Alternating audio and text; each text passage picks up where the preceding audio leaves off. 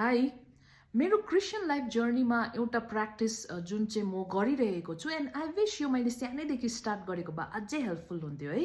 त्यो चाहिँ हो having a secret time with lord.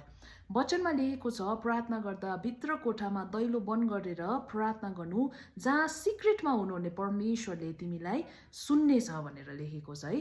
अनि यो कुरा चाहिँ येशू ख्रिस्टले पनि प्र्याक्टिस गर्नुभएको रहेछ।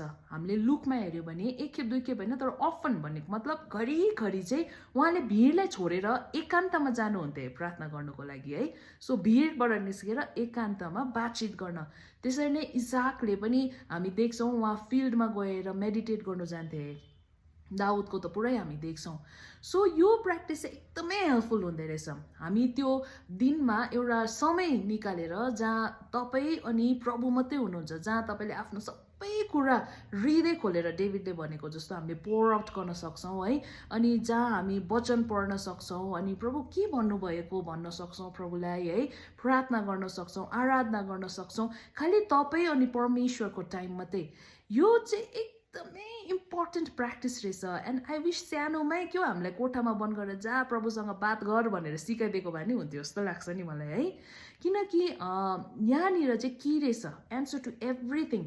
किनकि मेरो लाइफमा पनि मैले देखेको छु जब पनि कतिवटा चिज मिलेको छैन अनि यो चिज मैले प्र्याक्टिस गरिरहेको छु, इम्पोसिबल चिजहरू मेरो जीवनमा पोसिबल भएको छ।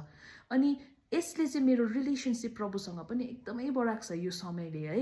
येशू ख्रिस्ट जब साह्रो परेको थियो क्रुसिफिक्सन टाइममा गेत्सेमनीको बगैँचामा उहाँले प्रभुलाई प्रार्थना गरिरहेको थियो एक्लै भएर नै। स्वर्गदूतहरू आएर त्यति बेला उहाँलाई सर्भिस दिएको छ है। So I want to encourage you, अगर तपाईँले यो गर्नुभएको छैन भने तपाईँले प्र्याक्टिस गर्नुहोस्। दिनमा एउटा समय छुटाउनुहोस् जहाँ तपाईँ र परमेश्वर मात्रै हुनुहुन्छ एन्ड कुनै फर्मेलिटीहरू नराखिकन उहाँसँग तपाईँ रियल हुन सक्नुहुन्छ। अनि उहाँको वचनबाट हामी सिक्न सक्छौँ है। त्यो मोमेन्ट त्यो टाइम चाहिँ आई थिङ्क मेरो लाइफमा चाहिँ त्यो चाहिँ चाबी नै भएको छ। It's a key to every success भइरहेको छ। म सिकिरहेको छु and that's the best time मेरो दिनमा पनि। So I hope this will encourage you.